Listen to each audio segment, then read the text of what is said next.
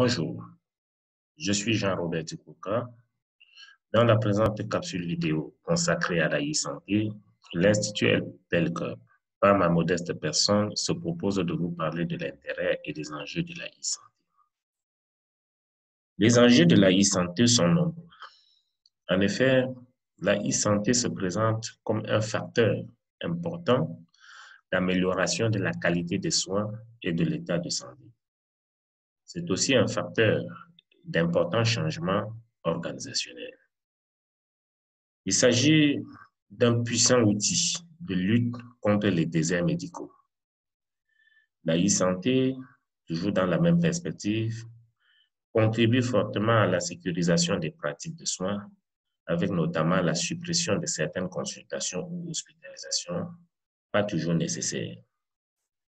La e-santé aide à gagner du temps avec, par exemple, les transports évités et même l'organisation du temps de travail. Avec la e-santé, c'est la garantie de la continuité et de la régularité dans le suivi des soins. La e-santé ouvre aussi de bonnes perspectives dans la prise en charge de nombreuses maladies chroniques telles que l'insuffisance cardiaque, l'insuffisance rénale, le diabète et l'hypertension. Il s'agit en fait des maladies qui sont très coûteuses dans leur prise en charge. Et l'on pense, preuve à l'appui, que la e-santé peut contribuer à tirer un bénéfice tant en matière de qualité et de sécurité des soins qu'en matière de réduction des dépenses financières grâce par exemple à la télésurveillance à domicile. Tout l'intérêt de la e-santé est de pouvoir aider à répondre à certains défis majeurs des systèmes de santé. Au nombre de ces défis, l'on peut relever, entre autres, celui de l'efficience, avec par exemple les dépenses de santé qui croissent plus vite que la richesse nationale. Celui de l'accès aux soins pour tous. Ici, la e-santé agira comme un outil de compensation pour une ouverture, en tout cas une couverture, autant pour moi, homogène du territoire. Troisième lieu, il y a celui de la qualité de soins. Ici, il s'agira, bien entendu, par exemple, de la e-santé, qu'elle minimise donc, que la e-santé aide donc à minimiser la production des actes inutiles ou non pertinents, par exemple les hospitalisations ou des interventions chirurgicales évitables ou non nécessaires. Il y a également celui de la prévention. Donc, le défi de la prévention avec la forte pénétration de la e-santé dans l'éducation thérapeutique, l'assistance aux patients et la prise en charge par le patient de sa propre santé. On pourra parler également du défi de la démographie. Là, la e-santé répondra à la nécessité de trouver donc des dispositifs qui évitent l'hospitalisation en institution et d'adapter donc les outils actuels pour une médecine à domicile. Il en existe, bien entendu, beaucoup d'autres défis sur lesquels, dont on compte, n'est-ce pas, sur la e-santé pour relever. Sur le plan spécifique du système d'information en santé, l'intérêt de la e-santé est de pouvoir faciliter le partage de l'information centré sur le patient entre plusieurs acteurs, dont le patient lui-même, qui sera de ce fait plus actif par rapport à son propre suivi et prise en charge. Là, c'est un fait nouveau, vous savez, ça n'a pas toujours été cela. Et tout cela va donc devenir possible grâce à la e-santé. Voilà ce que j'avais à partager avec vous en ce qui concerne l'intérêt et les enjeux de la e-santé. Merci d'avoir pris la peine de me suivre. Et comme toujours, si vous avez des questions ou des préoccupations, n'hésitez pas à me les soumettre. Je me ferai toujours le plaisir d'y répondre dans le cadre de nos séminaires en présentiel ou par visioconférence. Tout en vous remerciant pour votre aimable attention, je vous invite à liker et partager cette vidéo si elle vous a plu et surtout à vous abonner à ma chaîne pour bénéficier des autres formations au cours de la e-santé et au-delà. Avant de terminer définitivement avec cette capsule vidéo, je vous invite à regarder pour aller plus loin les présentations suivantes relatives à l'intérêt et aux enjeux de la e-santé.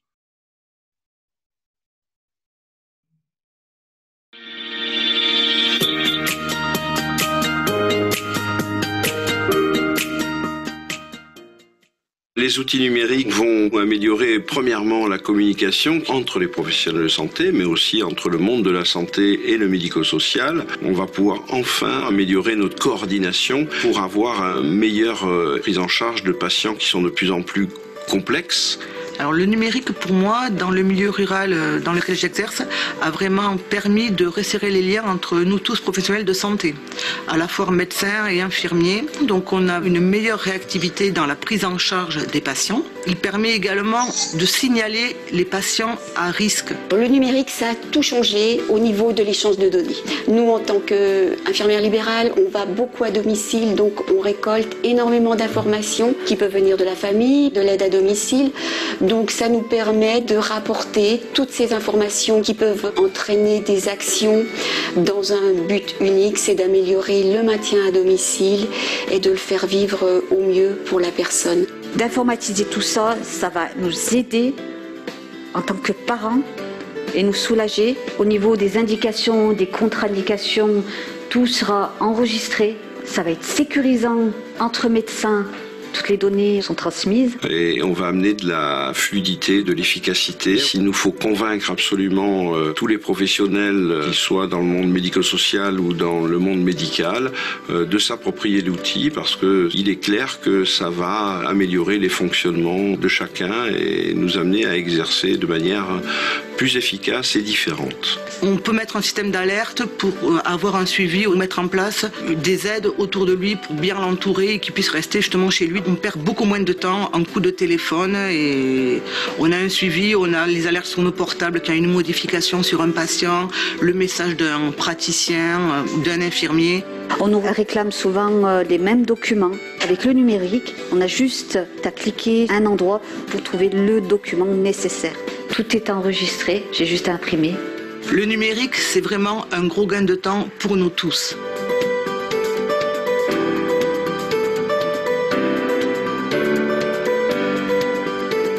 Le numérique en santé, dans le cadre de nos pratiques professionnelles, c'est surtout le transfert d'informations entre les professionnels de santé, les professionnels de ville, et puis aussi l'équipe de coordination du réseau qui gère la PTA.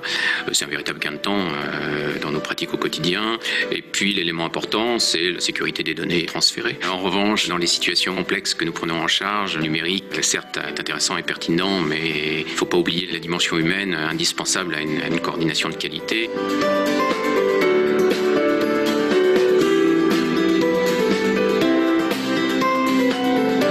La ruche e-santé est un espace de travail dédié à l'innovation en santé. D'un côté, nous avons des professionnels de santé qui ont l'intelligence du terrain, qui savent exactement ce qui se passe et quels sont leurs problèmes et comment y répondre. Et de l'autre, on a une filière numérique avec des acteurs très impliqués, des startups comme des gros opérateurs qui foisonnent d'idées et qui ont aussi de leur côté du mal à appréhender les enjeux de santé publique ou les problématiques liées à un corps de métier spécifique. L'intérêt et l'ambition de cette ruche, c'est aussi d'accompagner, de faire se rencontrer ces deux acteurs pour trouver des synergies et les faire avancer ensemble.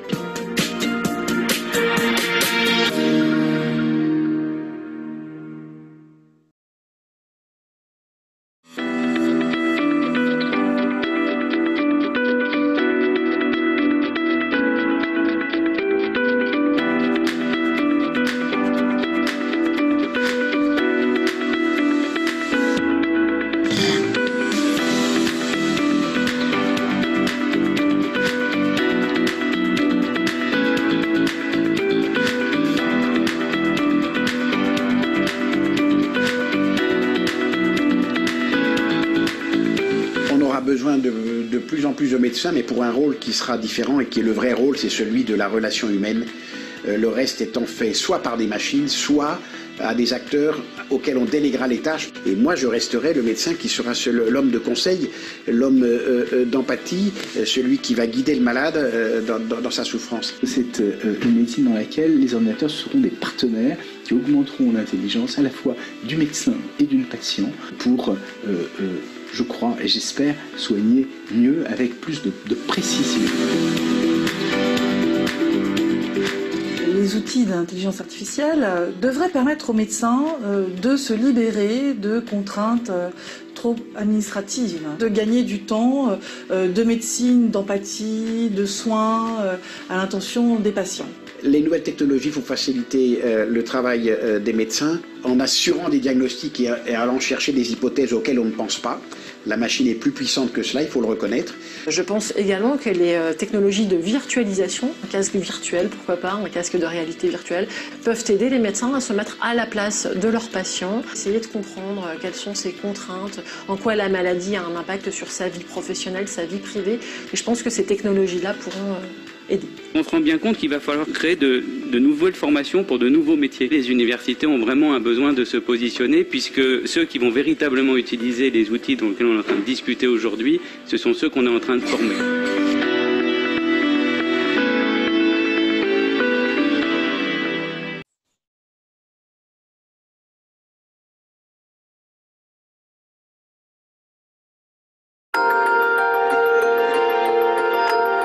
Le numérique aujourd'hui est en train de pénétrer différents secteurs de la société et de ce fait, on voit aujourd'hui dans le domaine de la santé une énorme transition qui se profile vers plus d'apport et plus d'impact du numérique dans ce secteur.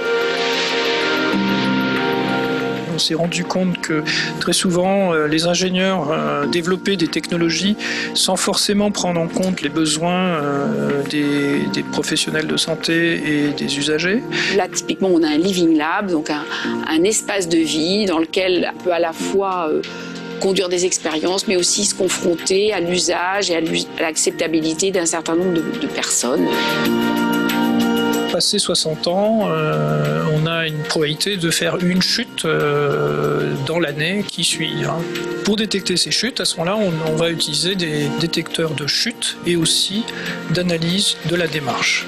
Alors, le patient à domicile se déplace dans l'environnement sur un tapis sensitif et lorsqu'il chute, on voit apparaître une alarme sur l'écran. Donc le principe du tapis sensitif, c'est de détecter et de pouvoir aussi analyser la démarche de la personne, ceci afin de détecter des signes de fragilité avant que la personne ne chute. Donc notre originalité, c'est de pouvoir donner des marqueurs avant même que d'autres diagnostics plus médicalisés puissent effectivement là donc corroborer le fait qu'il y a une maladie. On s'assure que la personne qui est vieillissante chez elle, elle continue à avoir un certain niveau d'activité et dès qu'on remarque qu'il y a une baisse d'activité ou que la personne elle regarde plus la télé ou elle téléphone plus, on peut lever des alertes vers la famille ou le système soignant. D'où l'idée de faire apprendre au robot ces gestes simples de la vie quotidienne pour qu'on puisse après les reconnaître chez les personnes. Marcher devant le robot, ouvrir une porte ou fermer la porte. Le vrai challenge, ça serait effectivement de savoir à peu près quelle place on va donner à ces outils et au numérique. J'enregistre un certain nombre de sujets qui ont soit la maladie de Parkinson, soit ce sont des sujets sains. Et donc je les enregistre une fois par an par l'hôpital et également une fois par mois par téléphone. Et dans un second temps, j'analyse leur voix de façon à essayer de les classer juste avec leur voix en fonction de leur maladie, donc de s'ils ont la maladie de Parkinson ou s'ils ne l'ont pas. C'est de pouvoir à terme apporter une aide au diagnostic juste à travers la voix. Il appellera un numéro, il tombera sur un disque qui lui fera faire des tâches vocales et il aura du coup à la fin un message qui lui indiquera si il n'est pas en train de développer la maladie de Parkinson ou si au contraire ça serait bien d'aller voir un médecin, un neurologue.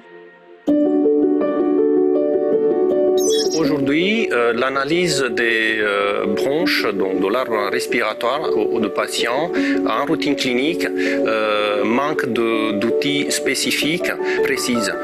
Donc on se contente souvent d'une analyse qualitative. Nous sommes capables de reconstruire en 3 dimensions la morphologie de l'arbre trachéobronchique d'un patient quelconque. On est capable de générer des modèles soit pour l'impression 3D, soit de manière plus virtuelle de naviguer à l'intérieur du réseau. L'objectif ici, c'est de permettre aux praticiens de prévisualiser et préparer ces gestes et surtout de se repérer dans la complexité d'un branchement de l'arbre trachéobronchique et choisir son chemin. Et nous, on travaille sur ça, c'est apporter déjà faire entrer le numérique dans ce monde pour enrichir l'information qui est acquise, qui est capturée par les capteurs, et aussi des algorithmes qui permettent d'aider les praticiens dans leurs décisions. Quand il y a une déficience de l'attention, cela reflète peut-être un trouble de développement chez les enfants ou une pathologie naissante chez les personnes âgées. Et donc nous, dans notre laboratoire, on a des projets de recherche là-dessus et donc on fait des acquisitions avec des casques grand public.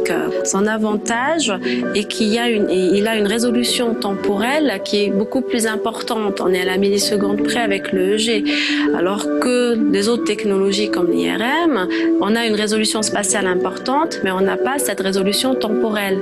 Donc avec le EEG, on peut traquer, on peut suivre en continu l'activité cérébrale de la personne. On a une évolution dans le temps. Alors il y a un sujet qui va être effectivement extrêmement important dans les années qui viennent, c'est celui de l'impact des données dans le secteur de la santé. Parce qu'effectivement, on va être capable, là, de pouvoir avoir des informations très, très variées sur une personne. Par exemple, son dossier médical, mais aussi ses résultats d'analyse, mais aussi des résultats de radio, et même des résultats génomiques. Donc, le challenge, ça va être d'être capable de pouvoir coupler ces données et d'une manière fiable et de pouvoir, du coup, faciliter un diagnostic basé sur ces données très hétérogènes.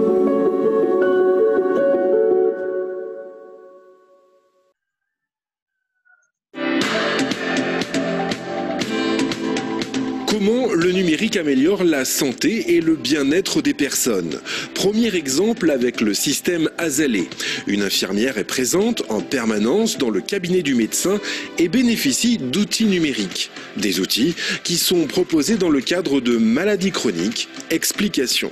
Le fondamental de notre consultation, ce sera d'abord la prise en charge avec l'infirmière et avec le médecin, et ensuite interviennent les outils tels que l'informatique ou les outils connectés qui vont nous aider à être plus précis dans la prise en charge. Derrière ces outils, il y a des gens qui vont regarder et qui peuvent appeler eux directement. Et s'il y a quoi que ce soit au niveau des données, on va en alerter le médecin. Autre exemple, dans le suivi des traitements du cancer avec MyCurie, une application mise en œuvre par l'Institut Curie avec le concours d'Open Group. Et l'objectif, c'est de fournir une information personnalisée aux patients et surtout personnalisée avec les informations qui le concernent lui, sur ses médecins, ses traitements, ses rendez-vous. Il fallait que ça soit une application très facile à utiliser. Et bien sûr, le secret médical doit être protégé. Donc on s'est mis au niveau de sécurité de celui qui existe dans les banques. 100% des patients testés ont dit oui, c'est utile, oui, c'est facile à utiliser, oui, on le recommanderait à d'autres patients.